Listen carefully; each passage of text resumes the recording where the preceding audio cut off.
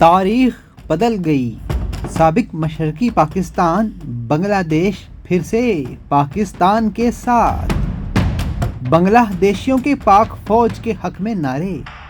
کیا اقدامات اٹھا کر انڈیا سے تعلقات توڑ لیے؟ بنگالیوں نے پہلگام حملے کے پاکستان پر الزامات بھی مسترد کر دیے. دیکھتے ہیں تفصیلی رپورٹ.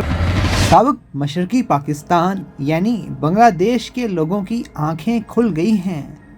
بنگالیوں نے انڈیا سے تعلقات توڑ کر پاکستان اور پاک فوج کے ساتھ والہانہ محبت کا اظہار کیا ہے.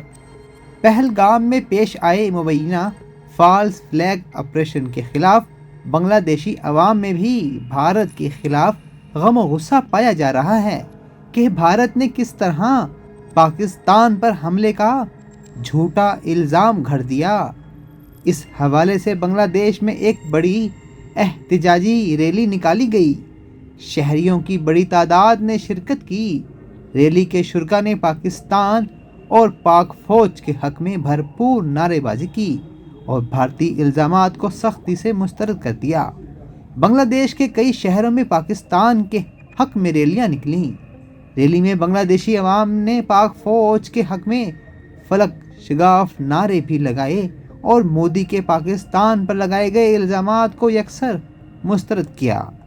شرکاء کا کہنا تھا کہ پہلگام فالس فلیگ کے بعد پوری دنیا پر مودی سرکار کا مکروہ چہرہ عیاں ہو چکا ہے.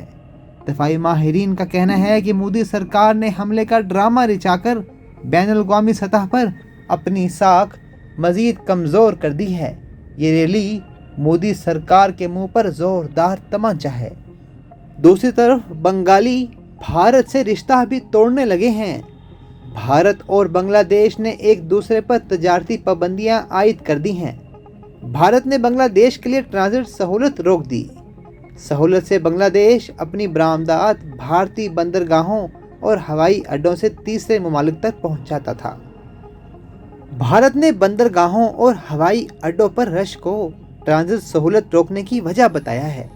بھارتی اقدام کے جواب میں بنگلہ دیش نے بھی بھارت سے روڈ کے ذریعے سوتی دھاگے کی درآمد پر پابندی لگا دی ہے. اس سے قبل پاکستان کو پانی کی فراہمی روکنے کے فیصلے کے بعد بھارت نے بنگلہ دیش کو بھی پانی بند کرنے کی دھمکی دی تھی. بھارتی میڈیا رپورٹ کے مطابق بی جے پی رکن پارلیمنٹ نے پہلگام حملے کے پیش نظر سندھ طاس معاہدہ معطلی کے بعد بنگلہ دیش کو بھی پانی کی فراہمی بند کرنے کا مطالبہ کیا ہے. رپورٹ کے مطابق بی جے پی رکن پارلیمنٹ نے 1996 میں کانگریس کے دور حکومت میں بھارت اور بنگلہ دیش کے درمیان ہونے والے گنگا پانی کے معاہدے پر اعتراض اٹھاتے ہوئے اسے غلط قرار دیا تھا.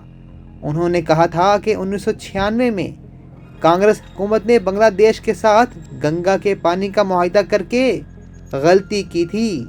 انہوں نے پڑوسی ممالک کو پانی کی فراہمی پر سوال اٹھاتے ہوئے کہا کہ ہم کب تک سانپوں کو پانی دیتے رہیں گے.